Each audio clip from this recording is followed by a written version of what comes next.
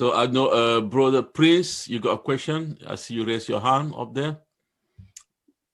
I don't really have a question. I basically want to thank the professor for the very educational lecture that he shared on the transatlantic slave trade.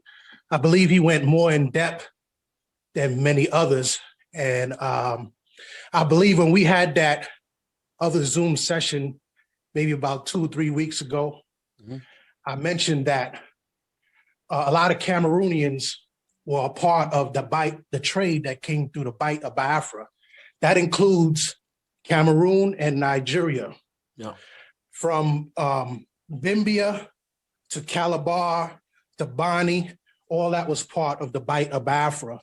So you have a lot of brothers and sisters from what is called Cameroon today, and brothers and sisters from south and southeastern part of Nigeria being traded through that same trade route. Yeah. And those Africans mixed with each other in the diaspora. You know, they even mixed with other Africans brought from other parts of West Africa. But those Africans from southeastern part of Nigeria, southern Nigeria, and Cameroon all came through the trade that is classified as the Bight of Biafra.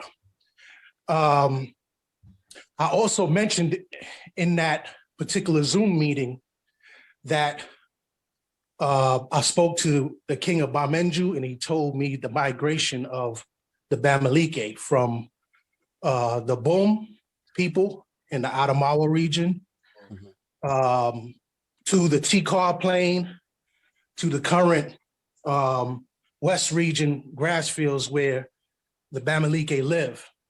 Yep. And I also mentioned that the king of Bankim said that the first foe of Bafusam was a prince from Bankim. And I kind of hinted at it, but I'm very cautious and careful when I'm in a Bamileke group talking about their ancestors were Tikars, you know, because there's a lot of tribalism going on amongst Bamilekes and Tikars, and people get upset when you say, hey, the Bamilekes come from the Tikars. And then you have Tikars that will get upset if you say Bamilekes and Tikars are one people. So when you discussing that topic, it can get very touchy, and you have Bamilekes that will want to jump on you for saying that Bamilekes came out of Tikars, and you will have Tikars that will jump on you if you say Bamilekes and Tikar are the same people. So, but I did mention it in that particular Zoom meeting. And another thing too, being that I discovered my Tikar and Bamileke ancestry, and I'm from the diaspora, many native-born Cameroonians who are Tikar or Bamileke won't respect the information because it's coming from me. You know what I'm saying? But I get this information from many years of talking to Tikars. It just didn't come out of my head out of nowhere. I've been to Bamenju. I spoke to the king. Part of that information comes from that king, and part of the information comes from King Ga Ibrahim, the one of the main Tikar kingdoms that migrated out of the Bum people in the Adamawa region. Yeah. So the information is just not coming from. I just didn't pull the information out of anywhere, you know. And I also shared in the chat group the procession out of that's related to the cult of skulls. I showed the picture, and I saw the video of the Sweetie Festival where they honor the ancestors, where they were doing the procession in Magba. And that procession was the exact same procession as the picture that I saw with that particular Bamileke chefery. Yeah. So when I saw it, you know, I didn't get this from no book. Nobody didn't tell me about it. I just saw it for myself with my own eyes. Then I sent both the picture and the video to another T-Car. And I said, what is this called right here? He said, that's the cult of the skulls. And I said, well, I saw the same thing in Magba as I saw in another Bamileke village. Yeah.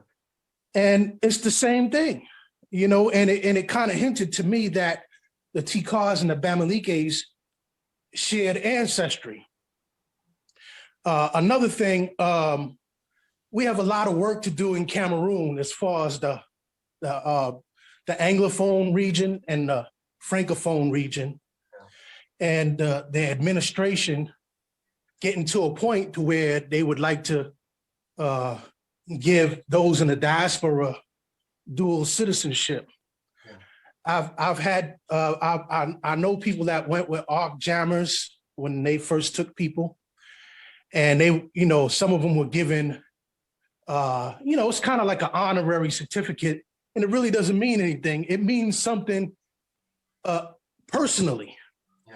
When they give people a certificate saying you're a citizen of Limbe or Kribi or Douala or whatever, but that's not real citizenship. You can't do anything with that.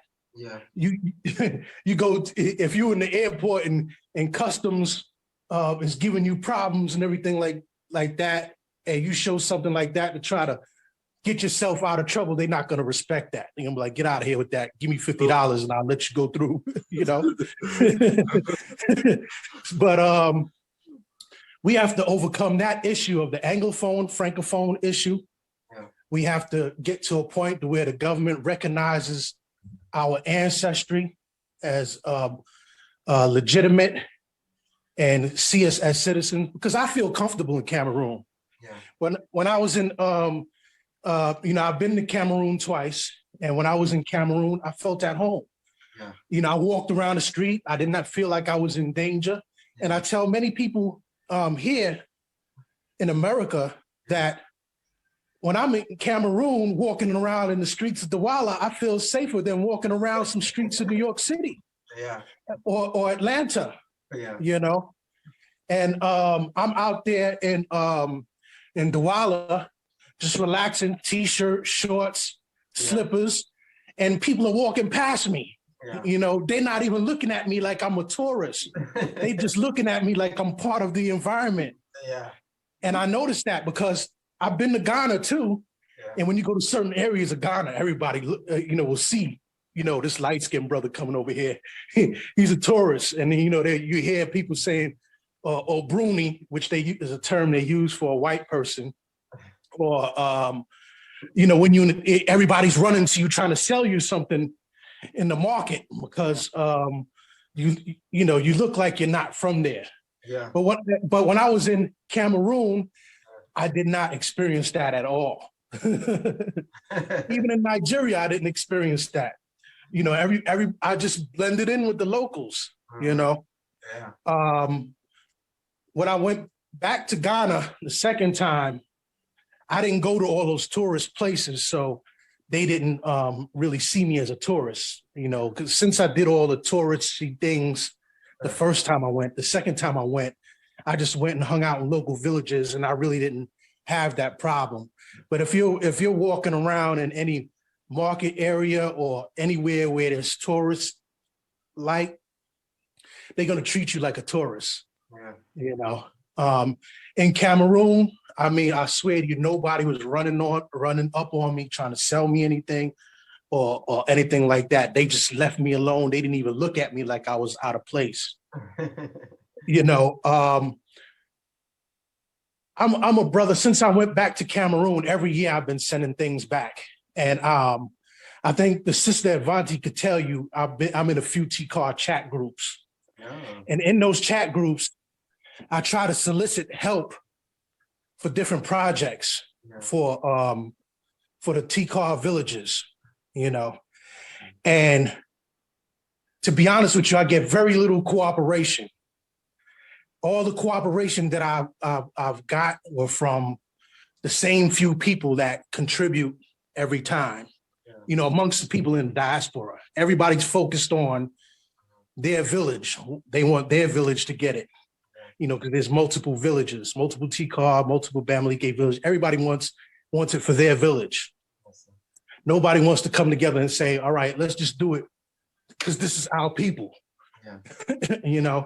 So, but regardless of whoever helps me or whoever doesn't help me, I still do my thing. Whether if anybody helps me or not, I'm going to come out of my own pocket, buy school supplies, clothing, shoes, cameras, whatever they tell me that they need over there. But I really want to do something more than that, because that's not something that's lasting. I want to do something that's going to, like I tried to get a few people together on a solar project. Like, let's try to light a village with some solar power, but it's more difficult to do that than to send notebooks, pens, and pencils and stuff like that.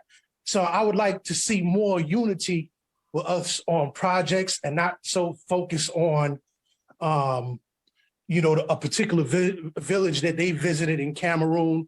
Let's just look at the bigger picture and focus on the people. Because I've helped multiple villages villages that have not accepted me. I was accepted by the Tikar village, Bartikar. I was accepted by the Bamileke village, Bamenju. But I've also sent school supplies and paid for children's school fees and all that other stuff for other villages. That's not even that, those villages.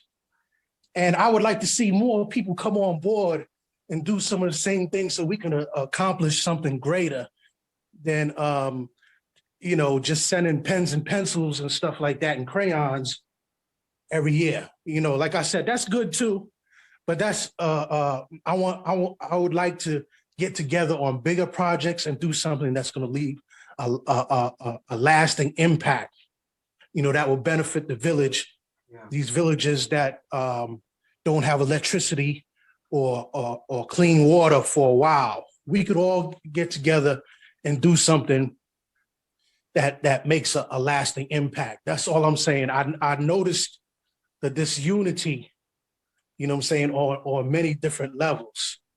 And I would just like to bring that to awareness. So moving forward in the future, we could all take on that mindset. Like, it doesn't have to be for my village only. We could rotate it. This year we could do it for this village.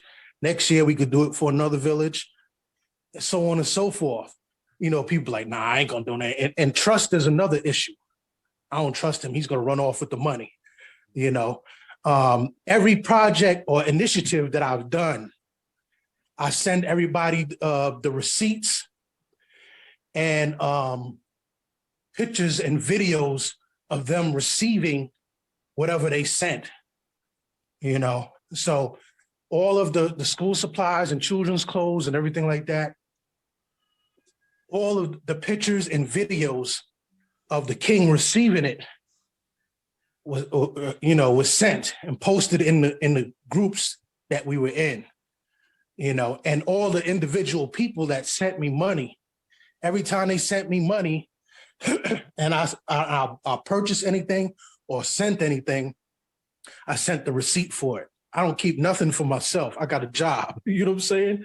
I don't need to skim off $50 or $100 here and there. I don't, So I just wanted to put that out there moving forward so we could all get into the mindset of working together and not working from a self-centered mindset. And thank you again, Professor. I learned a lot through this lecture. And I'm looking forward to connecting with you on social media. I'm not very active anymore on social media, but I do watch and I participate in groups that are topic centered, like, anything pertaining to African ancestry or African culture. I'm more active in those particular groups than on my own page, posting about political issues here, Black Lives Matter and all that other stuff. Yeah, that stuff is important to me too, but I've been screaming about those issues since 1989, and this is 2021 now. You know what I'm saying? So I get kind of tired of talking about police brutality and all that other stuff. My focus is Africa. You know, as a light-skinned brother here in America, I'm the first generation born here. Both of my parents were born in Jamaica. As a light-skinned brother born here in America, light skin does not get you a pass. You're still considered the N-word. Yeah. You know what I'm saying? Just like anybody else.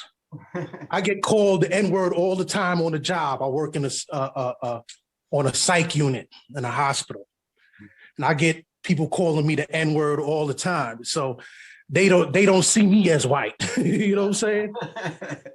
You know, and I've known since I was a young child from my mother. My mother told me, "You black." You know what I'm saying?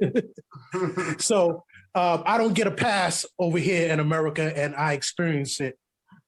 I experience prejudice and racism here in America, and I'm looking forward to owning something in Africa that I can call my home. You know, and thank you once again.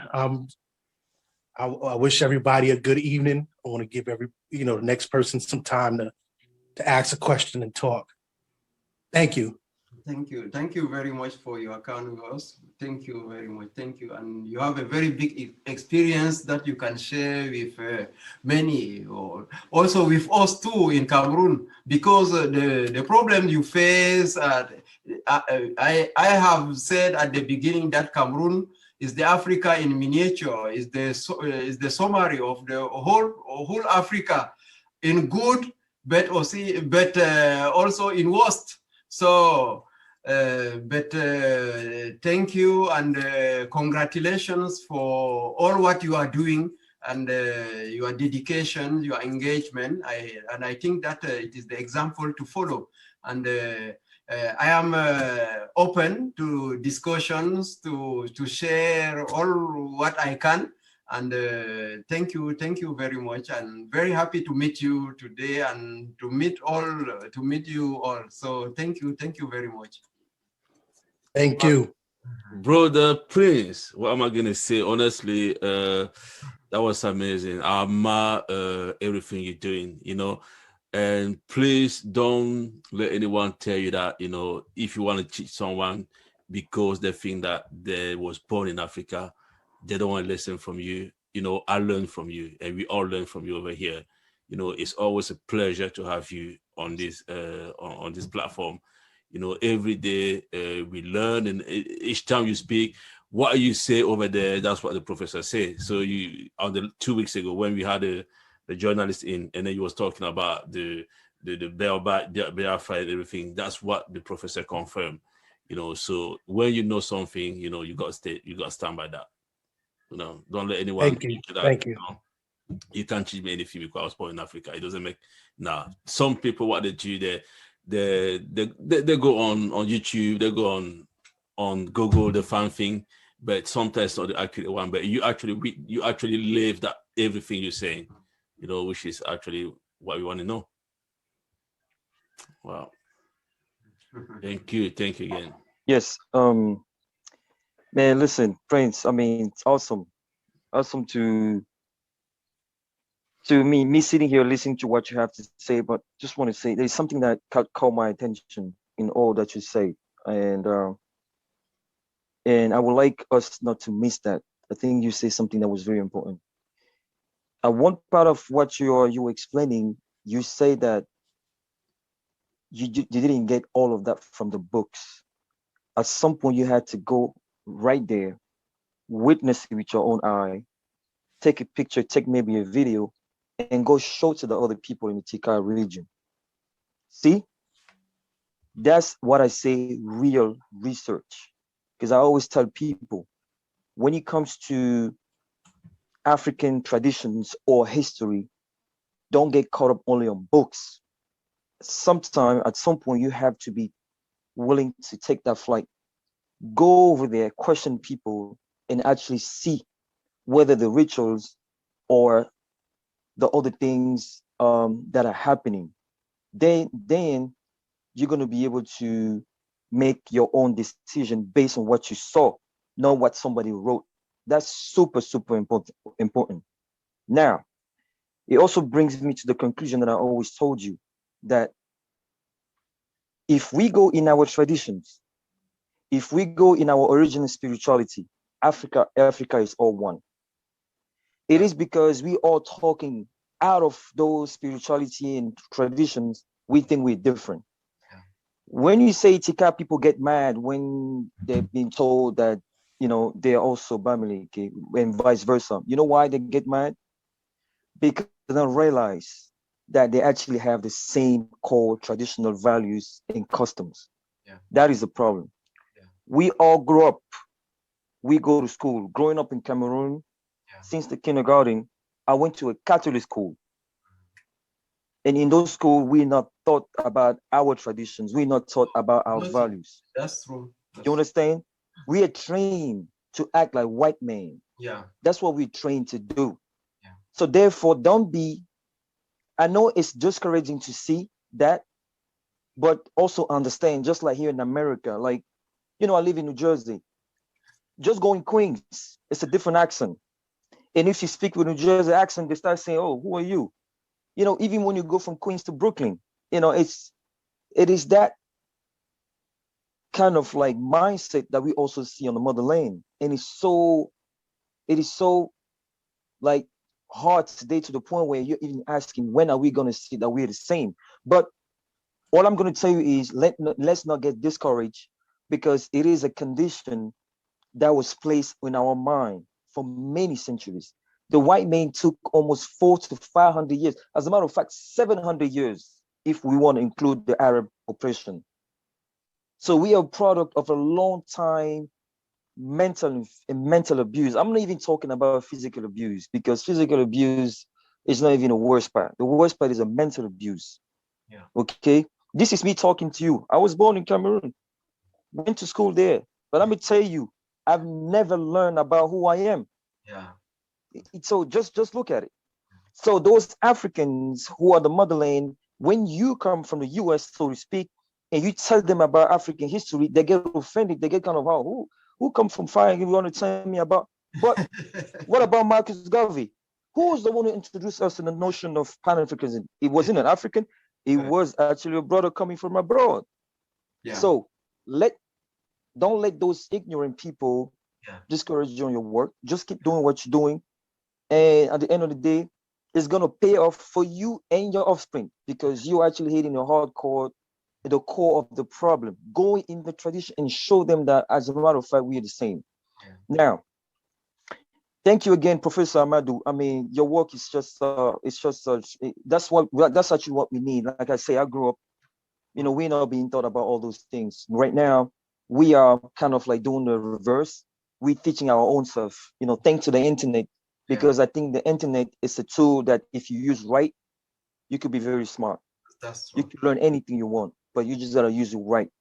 The internet is a powerful tool, okay? Whether you want to know history or any kind of science, you start off from there, and then from there you raise questions, and it will make you travel and find out. Be proud of who we are. Points of correction.